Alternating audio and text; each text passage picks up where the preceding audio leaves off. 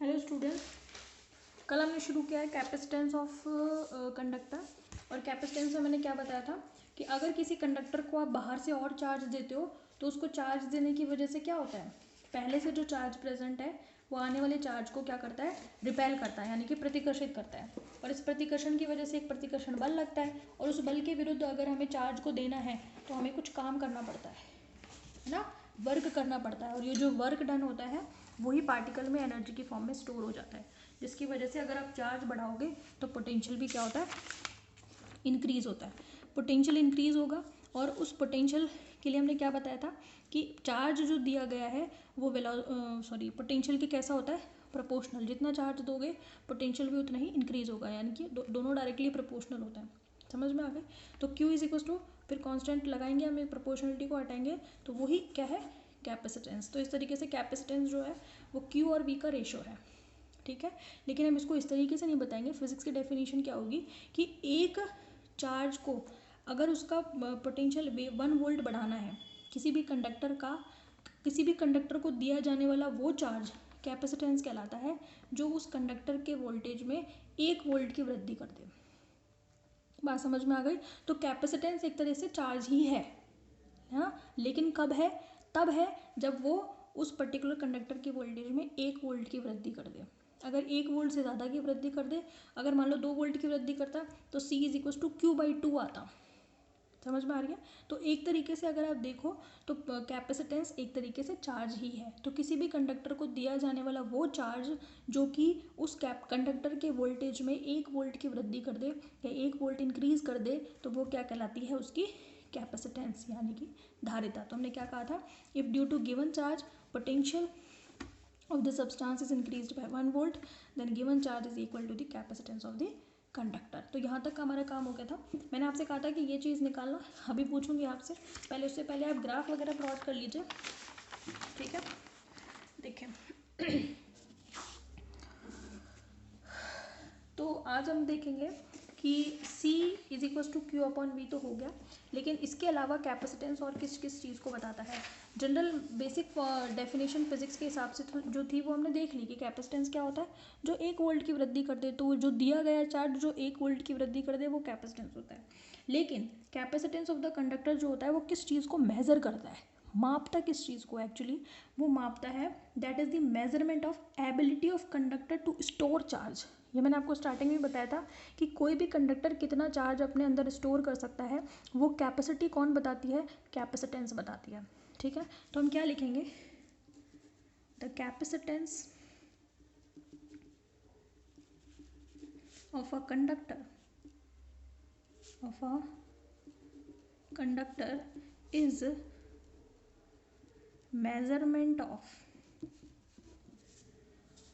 capacity of a conductor is measurement of what, measurement of the ability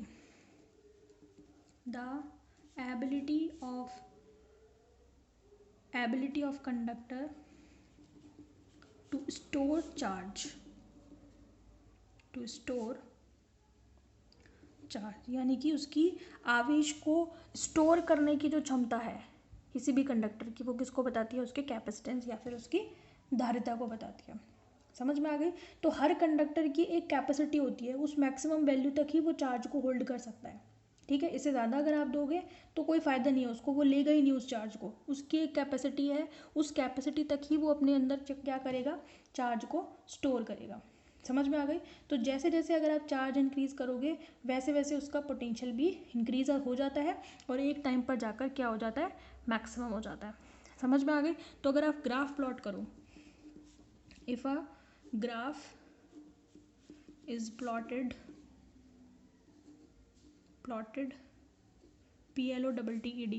plotted between Q and V of a conductor, तो वो कैसा आएगा। यहाँ पे मेरे पास Q है, ठीक है, और यहाँ पे मेरे पास क्या है, V है, ठीक है। तो ये एक स्ट्रेट लाइन आता है, आना भी चाहिए भाई स्ट्रेट लाइन, क्योंकि हमने क्या कहा था, Q इज़ प्रोपोर्शनलिटी V है। प्रोपोर्शनल का ग्राफ हमेशा ऐसे ही आता है, यानी कि जैसे जैसे ये बढ़ाऊंगी वैसे वैसे ये बढ़ेगा।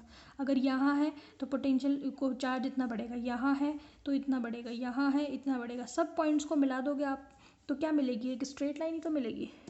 समझ में आ गई। तो प्रोपोर्शनल का ग्राफ हमेशा एक स्ट्रेट लाइन आता है, और वो भी कैसी स्ट्रेट लाइन, जो ओरिजिन से पास होती है। स्ट्रेट लाइन तो और भी हो सकती थी, है ना, काफ़ी सारी स्ट्रेट लाइन हो सकती है, लेकिन ऐसी स्ट्रेट लाइन जो कि ओरिजिन के बिल्कुल मिड से पास होती है, यानी कि 45 का एंगल बनाते हुए जो पास होती है। समझ में आ गई। मैंने आपको बताया था स्लोप, हम बताएंगे इस ग्राफ का स्लोप किसको बताता है भाई। स्लोप कितना होगा इस कर्व का, slope C is equal to Q. Slope का मतलब ढाल, ढाल मतलब ratio of Q, ratio of Y axis and X axis. ये वाई एक्सिस है, ये एक्स एक्सिस है। वाई एक्सिस का एक्स एक्सिस के साथ अगर आप स्लोप लोगे तो वो किसको बता रहा है, सी को। तो हमने कल ही तो पढ़ा है C is equal to Q upon V. समझ में आ रही है। तो इस ग्राफ का जो स्लोप है, स्लोप यानी कि ढाल, यानी कि कितना झुकाव है उसका, थीटा, थीटा किसको बताता है, एंगल को। ठीक है, तो हम क्या बताएंगे, slope of the curve, slope of the curve will represent the capacitance of conductor। यानी कि स्लोप मतलब इसका ढाल, इसका झुकाव। ठीक है, जैसे अगर आपको याद हो तो जैसे मैंने 11th में बताया था कि पोजीशन टाइम वक्र, पोजीशन टाइम के बीच जो कर्व होता है वो किसको बताता है, वेलोसिटी को, क्योंकि v बराबर एक्स अपॉन टी होता है। वेलोसिटी v क्या होती है, एक्स अपॉन टी। तो वाई एक्सिस में एक्स एक्सिस से डिवाइड करेंगे तो वो स्लोप को बताएगा। याद है आपको। ठीक है, तो यहाँ पे वाई एक्सिस पर चार्ज है, इधर एक्स एक्सिस पर वेलोसिटी है, सॉरी पोटेंशियल है। ये क्या है, पोटेंशियल है भाई, और ये तो चार्ज है ही। ठीक है, तो क्यू और वी का रेशो, या फिर इस क्यू वी कर्व का जो स्लोप है वो किसको रिप्रेजेंट करेगा, कैपेसिटेंस को। The slope of the curve, कौन सा, क्यू वी कर्व, ब्रैकेट में लिख लेना, कौन सा कर्व है, क्यू वी कर्व, वो किसको बताएगा, कैपेसिटेंस को बताएगा। समझ में आ गई। तो कैपेसिटेंस, एक और चीज़ हम बता देते हैं, टेन थीटा। स्लोप को किससे और बताते हैं, स्लोप कह लो या फिर हम इसको कह लेते हैं टेन थीटा, क्योंकि अगर आपको याद हो तो टेन थीटा क्या होता है, लंब बटे आधार। लंब क्या है, ये रहा, ये क्यू ही तो है, और आधार क्या है, वी है, यानी कि perpendicular upon base. Tan theta कोई तो बताता है। ये आपको एक ट्राइंगल नजर आ रहा है ना, इस ट्राइंगल में अगर आपसे मैं पूछूं टेन थीटा कितना होगा, तो आप कहोगे मैडम परपेंडिकुलर अपॉन बेस होगा।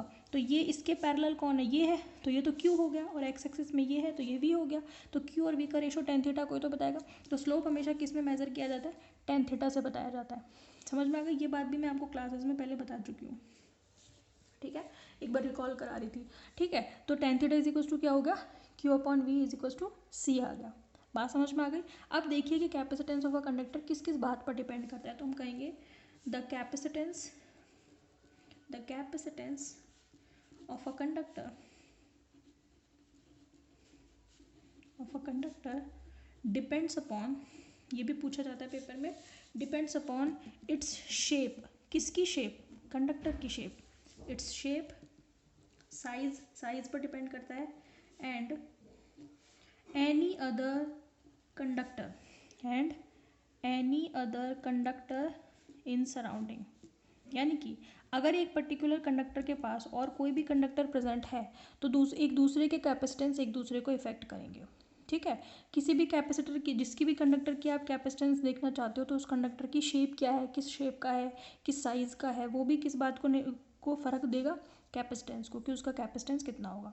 तो capacitance of the conductor depends upon shape पर डिपेंड करता है, साइज़ पर डिपेंड करता है कंडक्टर के, और इस बात पर भी निर्भर करता है कि उस पर्टिकुलर कंडक्टर के पास और कौन सा दूसरा कंडक्टर है। समझ में आ गई बात। ठीक है, यूनिट। अब आती है बात ऐसा unit of capacitance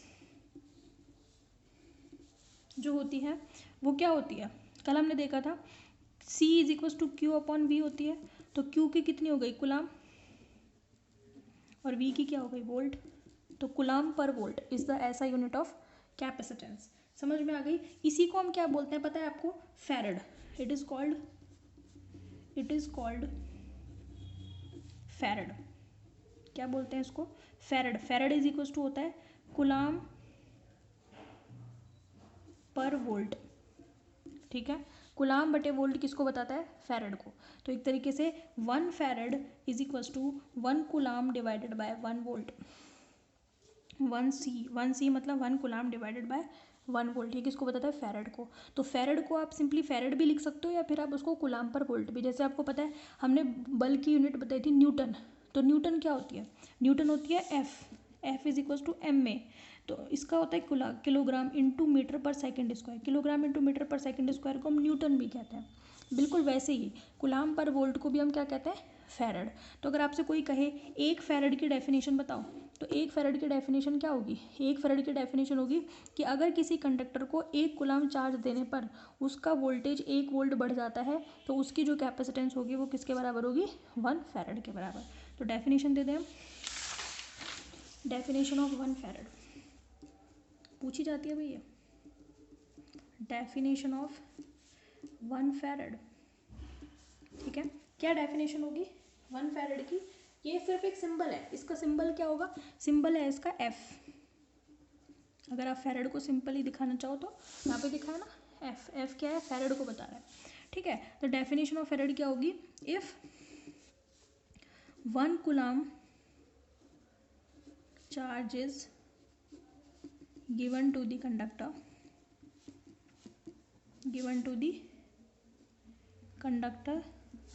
and 1 volt potential is increased, 1 volt potential is increased, then capacitance of the conductor will be 1 farad. Capacitance of the conductor will be 1 farad. समझ में आ गई? तो ये 1F is equal to 1C upon 1V का क्या मतलब है कि 1 वोल्ट चार्ज देने पर अगर 1 वोल्ट पोटेंशियल बढ़ जाए तो उसका जो कैपेसिटेंस होगा कंडक्टर का वो कितना होगा?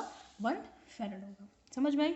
अब आ जाओ डायमेंशन पे, ठीक है। डायमेंशन से पहले और कुछ यूनिट देख लो आप। 1 मिली फैरड, 1 मिली फैरड का मतलब होता है 1 यानी कि 10⁻³ फैरड, ठीक है। 1 माइक्रो फैरड, ठीक है, इसको बोलते हैं मिली फैरड। इसको क्या बोलते हैं? Micro farad.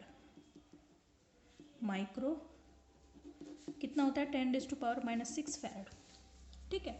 इसके अलावा 1 नैनो फैरड, ऐसे क्योंकि न्यूमेरिकल्स में लिखे हुए आ जाते हैं, है ना, तो वहाँ पे आपको कन्वर्ट करना आना चाहिए।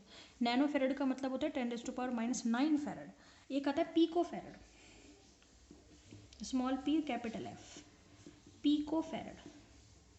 पीको फैरड का मतलब होता है 10⁻12 फैरड, ठीक है। इससे ज़्यादा नहीं पूछते आपसे, ठीक है। तो न्यूमेरिकल्स में अगर आ जाए कि किसी भी कंडक्टर को 1 माइक्रो फैरड कितना कैपेसिटेंस है उसका मतलब कितना है? 10⁻6 फैरड है, ठीक है। तो आंसर को भी अगर आपको कन्वर्ट, अगर क्वेश्चन में आ जाए कि आंसर माइक्रो फैरड या नैनो फैरड में या पीको फैरड में निकालो तो आपको पता होना चाहिए। समझ में आ गई? ये आपको याद रखना है कि मिली कितना होता है, माइक्रो कितना होता है, नैनो कितना होता है, पीको कितना होता है। तो मिली, माइक्रो, नैनो, पीको ये 3, 6, 9 और 12 भी होते हैं माइनस में। अगर आपसे कोई कहे 1 माइक्रो कूलम तो वहाँ पे आप सी लगा देते हो, लेकिन माइक्रो वर्ड का मतलब तो 10⁻⁻6 ही है ना। तो नैनो वर्ड का मतलब 10⁻⁻9 होता है, पीको का मतलब 10⁻⁻12 होता है, मिली का मतलब 10⁻3 होता है। तो ये आपको हमेशा याद रखना है। बस ये बदल जाते हैं पीछे के, अगर यहाँ पे सी है तो सी आ जाएगा, एफ है तो एफ आ जाएगा, मतलब थोड़ी चेंज होगा। मतलब तो यही होता है, माइक्रो का मतलब हमेशा 10⁻⁻6 होता है, ठीक है। तो ये ध्यान रखना है आपको। अब आ जाती है बात dimension. Dimension of C, dimension कैसे निकालोगे? सी इज इक्वल्स टू क्या होती है? Q upon V. तो क्यू की डायमेंशन क्या है? इसकी डायमेंशन क्या होती है?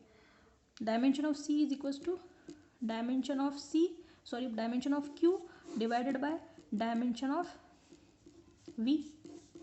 आप बताओ मुझे इसकी डायमेंशन क्या होती है क्यू की? चार्ज की डायमेंशन क्या होती है भाई?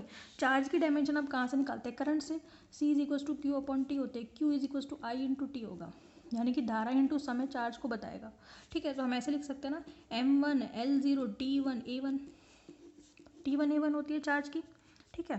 पोटेंशियल की क्या होती है? पोटेंशियल की अगर आपको याद हो तो V इज इक्वल्स टू हमने लिखा था W अपॉन क्यू, है ना। W की कितनी होती है? M1 L2 T-2, ये तो वर्क की हो गई, है ना, डिवाइडेड बाय क्यू की कितनी है A1 T1, यानी कि M1 L0 T1 A1।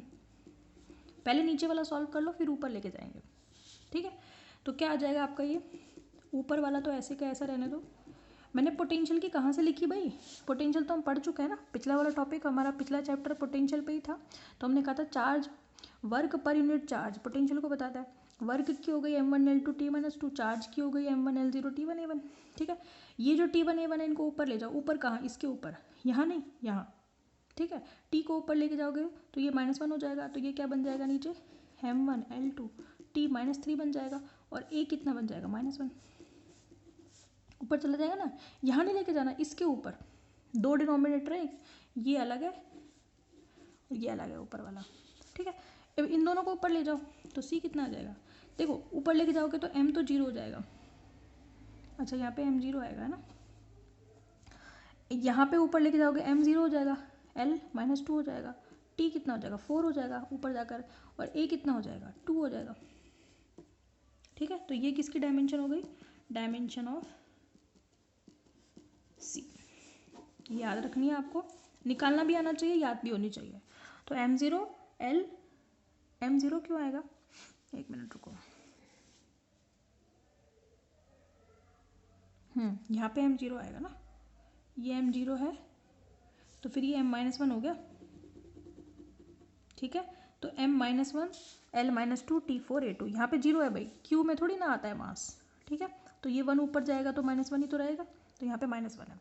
तो M-1 L -2 T4 A2, ये किसकी डायमेंशन है, कैपेसिटेंस की। समझ में आ गई बात। कल हम देखेंगे इसका नेक्स्ट टॉपिक और कुछ न्यूमेरिकल्स डिस्कस करेंगे। Okay, thank you.